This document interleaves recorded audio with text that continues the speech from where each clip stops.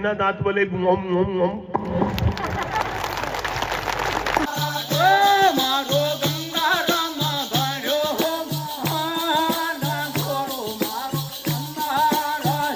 भगवान की जय। सार के अंधेरे में दीपक की तरह हम सबको रोशनी देने वाले पूज्य गंगाराम जी महाराज के श्री चरणों में सादर प्रणाम करता हूं। जो गुरु के ज्ञान में स्नान कर ले वो भले ही गंगा में स्नान करे या ना करे, लेकिन गुरु की वाणी रूपी गंगा में स्नान कर लिया तो वो भव सागर से पार हो जाता है। और उस गंगा में कोई डूब जाए तो वो मर जाता है, लेकिन गुरु वाणी रूपी गंगा में कोई डूब जाए तो वो तर जाता है, उसकी साथ साथ पीढ़ियां तर जाती है। और तब से लेकर आज तक इस क्षेत्र में जहां भी जिस गांव में जाता हूं, जिस घर में जाता हूं, उस घर में पूज्य गंगाराम जी महाराज का चित्र मुझे दिखता है। इतने सारे भगत इनके इधर हैं। मुझे तो जमा जमाया काम मिला। मैं कथा बांचने वाला आदमी, कई जगह जाऊं तो बड़ी मेहनत करना पड़ती है, लोग समझते ही नहीं, सामने ही नहीं। लेकिन बाबा जी का जहां भी एरिया है वहां कथा करने जाता हूं तो पूरे पक्के भगत मिलते हैं। मुझे कहने की जरूरत ही नहीं पड़ती, उनको समझाना ही नहीं पड़ता। तो आपके भक्त रोज आपकी चर्चा करते थे कि महाराज जी ने हमको रास्ते से लगाया, नहीं तो हम तो बहुत बुद्धू थे, भटके हुए थे। जैसे बालिया भील को नारद जी ने राम से जोड़ा और वाल्मीकि बनाया, ऐसे हमको भी सब गंगाराम महाराज ने सही रास्ते से जोड़ा और हम सब आज इस जगह पहुंचे। हाँ हाँ भाई, आपके महाराज जी हैं, गुलाब का फूल है, पर हम भी कहीं ना कहीं थोड़ा बहुत इनकी शरण में बैठे हैं। तो ये जो गुलाब अभी माला एक आई थी बहुत बड़ी, इतनी बड़ी माला थी कि उसका वजन भी नहीं उठ रहा था हमसे। तो उसमें क्या था कि गुलाब के फूल थे और वो गुलाब के फूलों की ही माला कही जा रही थी क्योंकि बड़ी है। लेकिन उसमें कहीं साइड में सफेद फूल दूसरा भी चिपका था, उसमें पत्ते भी लगे हैं 2-3, उसमें गुलदाउदी के फूल भी हैं हल्के वाले सस्ते। लेकिन उस माला में गुलाब के साथ जुड़ गए तो सब पहुंच गए कि नहीं वहां तक। तो ऐसे हम भी छोटे मोटे फूल हैं। और लेकिन एक बात समझना, कहने वाले कोई भी हो, लेकिन जिसके बारे में कह रहे हैं वो एक ही है। ब्रह्म सत्यम जगद मिथ्या एको अहम द्वितीयो नास्ति। वो ईश्वर एक है और उसके बारे में सारे संत महापुरुष आपको समझा रहे हैं। इसलिए आप भेद में मत पड़ना, क्योंकि मैं देश भर में कथा कहता हूं। गुरुदेव 1994 से इस शरीर से कथा कह रहा हूं। ईश्वर एक है, बताने वाले अनेक हो सकते हैं, बताने के तरीके अनेक हो सकते हैं, लेकिन बता रहे हैं सब उसी के बारे में। देखो, अपनी कथा तो प्रयोगात्मक होती है। जरा समझना, आपके घर में गेहूं का आटा है, गेहूं के आटे को आप क्या बोलते हो? गेहूं को आटो कहीं बोलो, लोट, गेहूं को लोट बोला। अब जो गेहूं का लोट रहता है, संतरे बनाए, केले बनाए, लेकिन फिर भी हड्डी चूस के आनंद पाने वाले लोग हैं ये। लेकिन फिर भी इनको मांस प्यारा लगे। आपने कभी केला खाया है? केला बोलो नहीं। अच्छा, भगवान ने सोचा होगा कि जो दांत वाला है ये तो जामफल खा लेगा, जो दांत वाले हैं तो सेव फल खा लेंगे, जो दांत वाले हैं तो नारियल खा लेंगे, लेकिन जिनके दांत नहीं है वो बेचारे क्या करेंगे? तो भगवान ने केला बना दिया। केला खोला, इधर से पैकिंग, इधर से पैकिंग, दांत वाले भी खा ले और बिना दांत वाले घुम घुम घुम। गुरुदेव के चरण पड़े हैं और इनके साथ बड़ी संख्या में जो संत महापुरुष पधारे। एक बात बताऊं, यहां से वहां तक पूरा भगवामय वातावरण आपने बना दिया है। ऐसा लग रहा है मानो भारत हिंदू राष्ट्र बनने की शुरुआत यहीं से कर रहा है। समूचा वांगमय हिंदुत्व में परिवर्तित हो गया है। निश्चित रूप से जब ऐसे संत आगे आएंगे, ऐसे संत जब समाज में रहेंगे, तो किसी मिशनरी वाले की औकात नहीं कि वो हमारे हिंदू भाई बहनों का धर्म परिवर्तन करवा दे।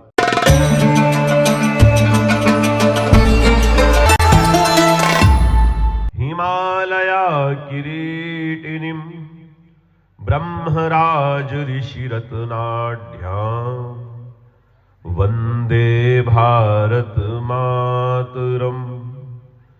ओम सहना भवतु सहनो भुनक्तु सह वीर्यं करवावहै तेजस्विनावधीतमस्तु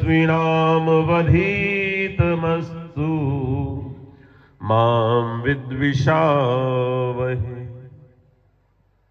बोलिए सद्गुरु भगवान की जय हो, जय हो, बोलिए मनकामनेश्वर महादेव की जय हो, जय हो, बोलिए संत भगवान की।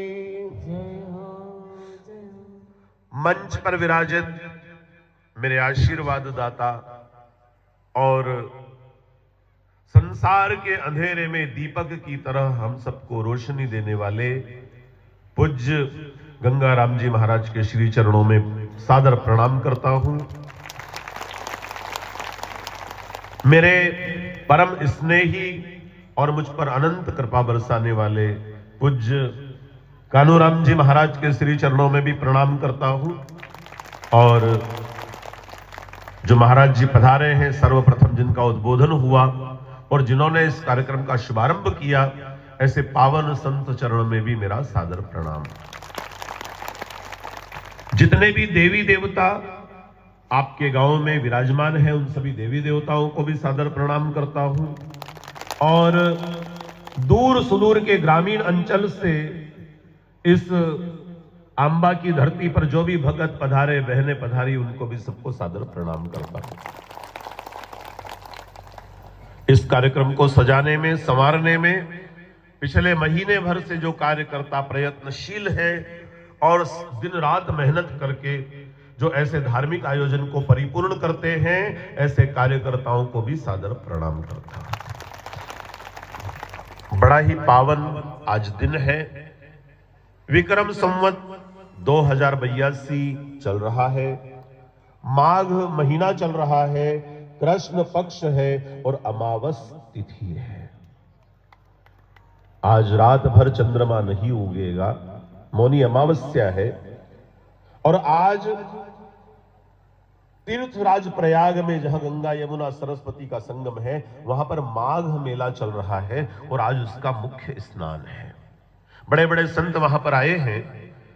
मुंबई से जो फिल्म निर्माता हैं और फिल्मों का निर्माण करते हैं, जिन्होंने हमारे बिरसा मुंडा भगवान पर एक बहुत सुंदर फिल्म बनाई है, ऐसे आदरणीय श्रीमान अशोक शरण जी बॉम्बे से यहां पधारे हैं। मैं उनको भी सादर वंदन करता हूं। साथ ही एक स्नान गंगा जमुना सरस्वती में वहां हो रहा है प्रयागराज में, और एक स्नान आप यहां पर कर रहे हैं संतों की पावन वाणी में। संतों की वाणी को भी गंगा कहा गया है, गुरु के ज्ञान को भी गंगा जैसा पवित्र बताया गया है। जो गुरु के ज्ञान में स्नान कर ले, वो भले ही गंगा में स्नान करे या ना करे, लेकिन गुरु की वाणी रूपी गंगा में स्नान कर लिया तो भव सागर से पार हो जाता है। और उस गंगा में कोई डूब जाए तो वो मर जाता है, लेकिन गुरु वाणी रूपी गंगा में कोई डूब जाए तो वो तर जाता है, उसकी साथ साथ पीढ़ियां तर जाती है। 2016 में जब तिरला में मेरी कथा हुई थी, वहां पहली बार मुझे गुरुजी के दर्शन प्राप्त हुए थे। सुरेश जी ने परिचय करवाया था गुरुदेव से, और तब से लेकर आज तक इस क्षेत्र में जहां भी, जिस गांव में जाता हूं, जिस घर में जाता हूं, उस घर में पूज्य गंगाराम जी महाराज का चित्र मुझे दिखता है। इतने सारे भगत इनके इधर हैं। मुझे तो जमा जमाया काम मिला। मैं कथा बांचने वाला आदमी, कई जगह जाऊं तो बड़ी मेहनत करना पड़ती है, लोग समझते ही नहीं, सामने ही नहीं। लेकिन बाबा जी का जहां भी एरिया है, वहां कथा करने जाता हूं तो पूरे पक्के भगत मिलते हैं। मुझे कहने की जरूरत ही नहीं पड़ती, उनको समझाना ही नहीं पड़ता। कई जगह तो समझा समझा के पचू थक जाऊं तो भी नहीं समझते लोग। और कई जगह जहां महाराज जी के भगत हैं, चेले हैं, वहां पर तो थोड़ा सा कहूं तो पूरा समझ जाते हैं। तो महाराज जी का मैं बहुत बहुत धन्यवाद करता हूं कि मेरी भारत भूमि ऐसे संतों से धन्य हुई है। और इस स्थान पर 9 वर्ष पहले महाराज जी ने अलख जगाया समाज सोया पड़ा था और संत ने अपनी वाणी से उसको जगाया है? संतों के बारे में समर्थ रामदास जी महाराज कहा करते थे कि संत बड़े परमार्थी, भेष धरे अवधूत, राम नाम की माला जपते तो भाग जाते यमदूत।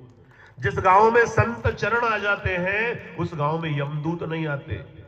जहां संतों के चरण, जहां जहां संत चरण चली जाही, तुलसीदास जी लिखते रामायण में, जहां जहां संत चरण चली जाही तही समान अमरावती नाही। जहां संत के चरण चले गए तो वहां पर फिर कभी भी यम के दूत नहीं जाते, वहां भगवान के वैकुंठ से भगवान विष्णु के दूत जाते हैं। और जो एक बार संत चरण छू ले उनको मोक्ष और वैकुंठ प्राप्त हो जाता है।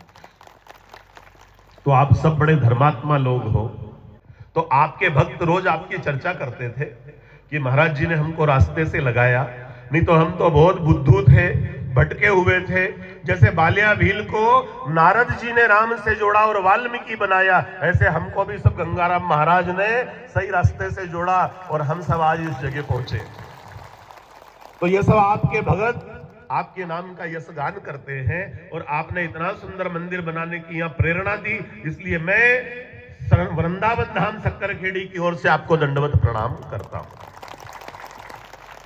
बड़ा ही सुंदर आयोजन है और समय का अभाव है, इसलिए मैं 2 मिनट में अपनी बात समाप्त करूंगा। निश्चित रूप से एक बात मुझे आपसे कहनी है। मेरी आवाज पीछे तक आ रही है ना? बोलो नहीं? हाँ हाँ, ऐसे जरा हिलते डुलते रहो तो लगे कि आप हो। तो हाँ हाँ भाई, आपके महाराज जी हैं, गुलाब का फूल है, पर हम भी कहीं ना कहीं थोड़ा बहुत इनकी शरण में बैठे हैं। तो ये जो गुलाब अभी माला एक आई थी बहुत बड़ी, इतनी बड़ी माला थी कि उसका वजन भी नहीं उठ रहा था हमसे।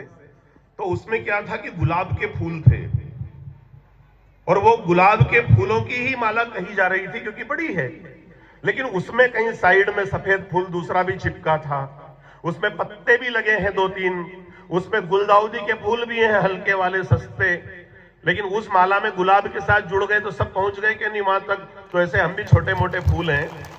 और लेकिन एक बात समझना, कहने वाले कोई भी हो, लेकिन जिसके बारे में कह रहे हैं वो एक ही है। ब्रह्म सत्यम जगद मिथ्या एको अहम द्वितीयो नास्ति। वो ईश्वर एक है और उसके बारे में सारे संत महापुरुष आपको समझा रहे हैं। इसलिए आप भेद में मत पड़ना, क्योंकि मैं देश भर में कथा कहता हूं।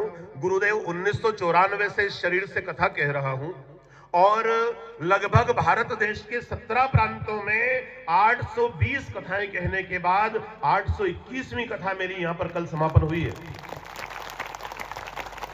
और अनेक प्रकार के लोग मिलते हैं। एक गांव में गया तो वहां पर कुछ लोग मिले, उनने की गुरुजी एक समस्या है। मैंने कहा क्या समस्या है? बोले हमारे यहाँ एक गुरुजी कथा कहने आए थे, तो उनने कहा कि ओम नमो भगवते वासुदेवाय ऐसा जपोगे तो उद्धार हो जाएगा। हमने कहा ठीक है, लेकिन फिर एक पास वाले गांव में गए, वहां गुरुजी आए थे, तो उनने की थी कि ओम नमः शिवाय जपोगे तो कल्याण हो जाएगा। अब तीसरे गांव में हम गए तो वहां पे गुरुजी ने बोला कि एक ओंकार सतनाम जपोगे तो उद्धार होगा। एक गांव में गए तो गुरुजी ने कहा कि जय माता दी बोलोगे तो कल्याण होगा। एक गांव में गए तो उनने की राधा स्वामी जपोगे तो उद्धार होगा। एक गांव में गए तो उनने की श्री शिवाय नमस्तुभ्यम जपोगे तो उद्धार होगा। एक गुरुजी मिले, उनने की श्री राम जय राम बोलोगे तो उद्धार होगा। अब हम तो उलझ गए, गुरुजी हम तो साधारण मानस, हाँ हमारे सूझ नहीं पड़े कि वास्तविक नाम कौन सा है जिससे परमात्मा तक पहुंचेंगे। इतने सारे नाम सुने पर असली नाम कौन सा है, ये मेरा प्रश्न है, ऐसा उसने मेरे से कहा। और हमारे सबके सामने ये समस्या आती है, कहीं जाते हैं तो कुछ और है, कहीं जाते हैं तो कुछ और। मैंने कहा बेटा ऐसा नहीं है, ईश्वर एक है, बताने वाले अनेक हो सकते हैं, बताने के तरीके अनेक हो सकते हैं, लेकिन बता रहे हैं सब उसी के बारे में। देखो अपनी कथा तो प्रयोगात्मक होती है, जरा समझना। आपके घर में गेहूं का आटा है, गेहूं के आटे को आप क्या बोलते हो? गेहूं को आटो क्या बोलो? लोट, गेहूं को लोट बोला। अब जो गेहूं का लोट रहता है उससे आप क्या बनाते हो? रोटी। तो क्या रोटी ही बनती है? उसकी बाटी भी बन जाती है। गेहूं के उसी लोट की क्या बनती है? बाटी। और क्या बनता है? पूरी। पूरी भी बनती है ना। आटा वही है, गेहूं भी वही है, लेकिन बनाने का तरीका बदल दिया, पूरी बन गई, स्वाद बदल गया, लेकिन तत्व तो वही है ना। ऐसे उसके भजिए भी बन जाते हैं, उसके चीले भी बनते हैं, उसी गेहूं के आटे की सेव भी बनती है, उसी गेहूं के लोट से मीठे भुजिए भी बनते हैं, लापसी भी बनती है उसी गेहूं के लोट की। और क्या बनाते हैं? पपड़ी भी बनती है उसी गेहूं के लोट की। इतनी सारी चीजें उस गेहूं के लोट की बनती है, लेकिन लोट तो वही है ना। अब और समझना, पानी ऊपर से गिरता है तो इसको हम कहते हैं बारिश। बारिश हो रही है, पानी वही है, लेकिन गिरकर बहने लगता है तो उसका नाम नदी है। बहते बहते रुक जाता है तो उसी पानी का नाम तालाब हो जाता है। वही पानी अगर गिर करके जम जाए तो उसका नाम बर्फ हो जाता है। वही पानी अगर ऊपर जमे और फिर गिरे तो उसका नाम गार हो जाता है, ओले। वही पानी अगर शरीर से निकले तो पसीना है, वही पानी अगर आंख से निकले तो आंसू है, और वही पानी अगर भगवान के चरणों को धोकर निकले तो चरणामृत हो जाता है। पानी वही है। रूप अलग अलग हो सकते हैं, नाम अलग अलग हो सकते हैं, लेकिन तत्व एक ही है। इसलिए महाराज बैठे हैं तो आप किसी उलझन में मत पड़ना कि वो महाराज अच्छे कि वो महाराज अच्छे। संत जितने भी हैं संसार में वो सब परमात्मा के भेजे हुए देवदूत हैं, और वो भगवान से जुड़ने की कला सिखाते हैं। सारे संत क्या करते? हमको भगवान से जोड़ते हैं। भगवान ने भेजा इनको कि ये लोग मुझे भूल गए हैं, तो इनको याद करा कि इनको मैंने भेजा है। जब ये लटके थे मां के गर्भ में थे तो ये कह रहे थे कि प्रभु यहां से निकाल दे, फिर तेरा भजन करूंगा, लेकिन निकल गए तो उलझन में उलझ गए। अब मुझे कोई नहीं भजता, कोई याद नहीं करता। भगवान ने कहा कि मैंने इतनी चीजें बनाई इनको खाने के लिए, काजू बनाई, किशमिश बनाई, अनार बनाए, संतरे बनाए, केले बनाए, लेकिन फिर भी हड्डी चूस के आनंद पाने वाले लोग हैं ये। लेकिन फिर भी इनको मांस प्यारा लगे, इनको मदिरा प्यारी लगे, तो तू जा इनको समझाना। भगवान ने भेजा। कितनी दया करी भगवान ने हम पर, कितनी प्रकार के फल। ओहो, आपने कभी केला खाया है? केला बोलो नहीं। अच्छा, भगवान ने सोचा होगा कि जो दांत वाला है ये तो जामफल खा लेगा, जो दांत वाले हैं तो सेव फल खा लेंगे, जो दांत वाले तो नारियल खा लेंगे, लेकिन जिनके दांत नहीं है वो बेचारे क्या करेंगे? तो भगवान ने केला बना दिया। केला खोला, इधर से पैकिंग, इधर से पैकिंग, दांत वाले भी खा ले और बिना दांत वाले भी।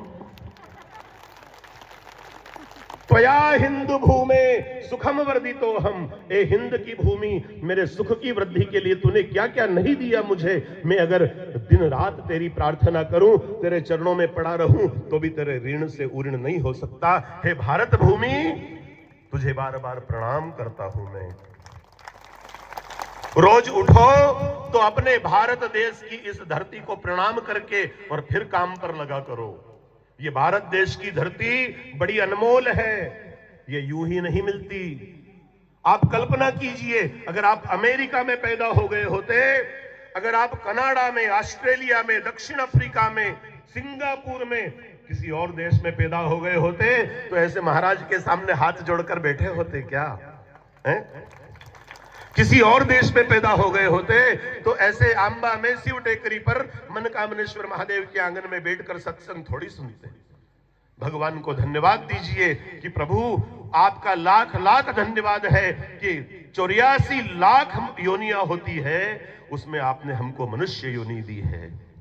आपने हमको भारत जैसे देश में पैदा किया है, जहां पर गंगा, यमुना, नर्मदा जैसी पवित्र नदियां बहती है, जहां भगवान ने अवतार लिया, जहां ऐसे ऋषि मुनि संत महापुरुष अवतरित होकर के हमें ज्ञान देने के लिए आते हैं, ऐसी भारत की धरती पर आपने हमको जन्म दिया है। भगवान ने संत बनाए कि जाओ, लोग मेरे नाम को भूल रहे हैं, उनको मेरे नाम से जोड़ो। लेकिन ऐसे संत तो बेचारे ऐसे गुफाओं में, न झोपड़ियों में रह गए, और लोग संत के नाम पर भी न जाने कहां कहां निकल गए। बड़ी बड़ी दुकानें लगा ली, उन्होंने धर्म को ही धंधा बना लिया और भगवान तो अलग रह गए और संत अपनी ही पूजा करवाने लगे।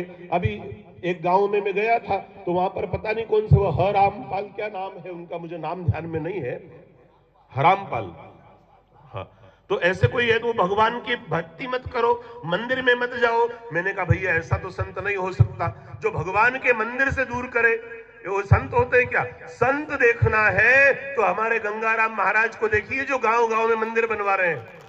संत देखना है तो हमारे कानूराम महाराज को देखिए जो गरीब से गरीब घर में जाकर के उसको भी भगवान की माला दे करके नाम जपना सिखा रहे हैं। संत ऐसे होते हैं। संत ऐसे थोड़ी है महंगी जीवन शैली जिनसे मिल नहीं पाए, जो बात ही नहीं करे, वो कोई संत है क्या? तो ऐसे दिव्य संत अपने गांव में पधारे हैं। अपना गांव धन्य हो गया, अपनी धरती धन्य हो गई। आप सब यहां पर पधारे हो। आज मौनी अमावस का बड़ा पावन दिन है। क्या है आज बताइए जरा? मौनी अमावस। मौनी अमावस को शास्त्रों ने मौन रहने की आज्ञा दी है। शास्त्रों ने कहा है कि आप खूब बोलो साल भर, लेकिन मौनी अमावस के दिन मत बोलो। इसका मतलब यह नहीं है कि कोई बोले कि बोलो सदगुरु महाराज की जय, तो आपने नहीं बोलांगा, वो तो बोलना पड़ेगी। इसलिए प्रेम से बोलिए सदगुरुदेव महाराज की जय। तो बड़ा ही पावन आज दिन उगा है। अपने गांव की धरती पर गुरुदेव के चरण पड़े हैं और इनके साथ बड़ी संख्या में जो संत महापुरुष पधारे। एक बात बताऊं, यहां से वहां तक पूरा भगवामय वातावरण आपने बना दिया है।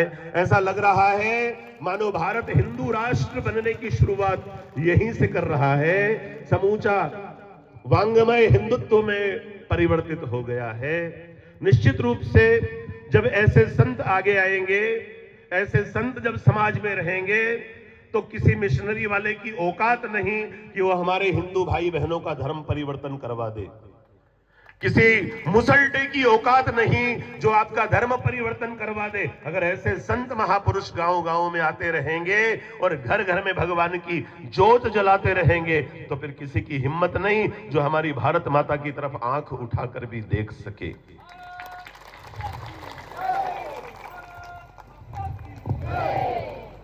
ये समय बड़ा अनमोल है। ये जो चारों तरफ आप इस पंडाल में आए होंगे तो आपने देखा होगा तस्वीरें लगी है, प्रतिमाएं लगी है। संतों के साथ साथ आप इनको भी देखना, ये भी इनके समय के संत ही थे। ये शबरी माता है इधर। भगवान राम अयोध्या का साम्राज्य छोड़कर जिस शबरी के बोर खाने गए थे, वो शबरी माता भी हमारी है। समूचा मेवाड़ जिस महाराणा प्रताप के सहयोग में नहीं खड़ा हुआ, लेकिन हमारे भीमा नायक उनके साथ जाकर के युद्ध लड़ करके और मुसलटों को पराजित करके भगा देते हैं दिल्ली से बाहर, ऐसे भीमा नायक भी हमारे थे। गर्व कीजिए। समूचे अंग्रेजों की शासन सत्ता को जिन्होंने धूल चटा दी, रॉबिन हुड के नाम से जिनको उस समय का अंग्रेजी शासन पुकारा करता था, पता है क्या नाम था उनका? टंटिया मामा। जो गरीब परिवार होता था, कहते थे मामा मेरी पोरी की शादी है, बोले चिंता मत कर, तेरी व्यवस्था मैं कर दूंगा। किसी अंग्रेज अधिकारी के घर जाके घुसते और सारा धन उसका बटोर कर लाते और उसको दे देते। बोले ये हमारे देश का पैसा है, ये लूट कर ले जा रहे, इसको तुम रखो। गांव गांव में उन्होंने राष्ट्रभक्ति की अलख जगाई, लोगों को देश और धर्म के प्रति जोड़ा। ऐसे टंटिया मामा भी हमारे थे। आप जब अपने बेटे बेटियों को बताओ कि बेटा ये घर अपना है, ये खेत अपना है, ये कुआं अपना है, ये दुकान अपनी है, तो उसमें 4 लाइन और जोड़ना कि ये टंटिया मामा भी अपना है, ये बिरसा मुंडा भी अपना है, ये शबरी माता भी अपनी है, मंदिर में जो बैठा वो भगवान भी अपना है, और जो गुरु महाराज बाबा जी आयो वो भी अपनो छे। जैसे खेत की रखवाली करना है, जैसे जमीन जायदाद की और संपत्ति की रखवाली करना है, ऐसे हमारे इन धार्मिक मान बिंदुओं की और हमारे संत महापुरुषों की भी रक्षा की जिम्मेदारी हमारी है। ये जो भगवा ध्वज लहरा रहा है हमारे मंदिर के शिखर पर, इस भगवा ध्वज की जिम्मेदारी भी हमारी है। कौन लेगा जिम्मेदारी? जरा विचार कीजिए। भारत सोने की चिड़िया है, था नहीं है भी, अकूत संपत्ति है हमारे पास। और आज भी लोगों की नजरें टिकी हुई है। कौन सी संपत्ति? पुण्य की संपत्ति, धर्म की संपत्ति। अगर हमारे पास धर्म नहीं होता तो भगवान इस भारत देश में अवतार नहीं लेते। जो अमृत गिरा है वो भी हमारे देश में नहीं गिरता अगर हमारे पास धर्म नहीं होता। हमारे पास धर्म है, सारी दुनिया को हम अपना मानते हैं। एक छोटा सा उदाहरण दूंगा, और उदाहरण यह है कि जब हम बोलते हैं मंदिर में आरती करते, पूजा करते, तो आखिरी में बोलते हैं कि धर्म की, आप क्या बोलते हो? वो बोलते हैं कि धर्म की, तो आप क्या बोलते हो? जय हो बोलते हो कि नहीं? फिर बोलते हैं अधर्म का, तो आप क्या बोलते हो? नाश हो। प्राणियों में सद्भावना हो, और सबसे आखिरी में क्या बोलते हैं? विश्व का कल्याण हो। अब जरा कल्पना करना, थोड़ी सी बात कहकर मैं अपनी बात को समाप्त करूंगा, जरा ध्यान देना। विश्व का कल्याण हो, ऐसा क्यों कहा जाता है? कल्याण हो तो अंबा पीथनपुर का कल्याण हो, क्योंकि चंदा भी हमने दिया, समय भी हमने दिया, खर्चा भी अपना लगा, तो पूरे विश्व का कल्याण क्यों हो? बहुत करे तो अपने झाबुआ जिले का कल्याण हो, या फिर मध्य प्रदेश का कल्याण हो, या अपने हृदय में देश प्रेम की भावना है तो भारत देश का कल्याण हो, यहां तक कहें तो समझ में आता है। लेकिन विश्व का खर्चा अपन करें और कल्याण विश्व का, ऐसा क्यों?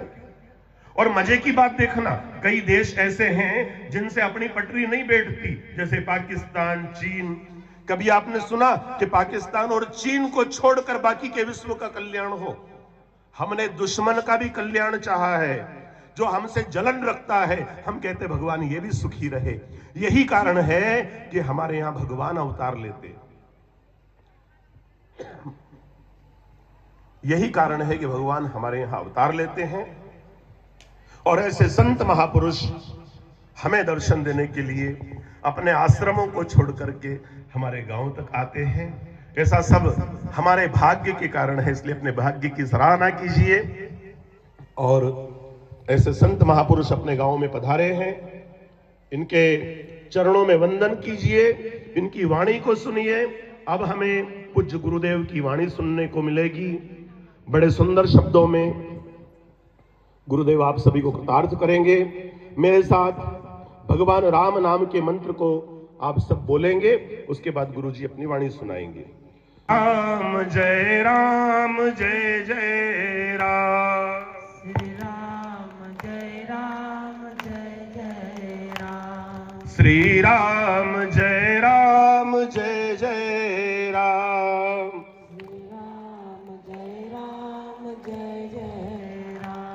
पीछे तक बोलना है सभी को।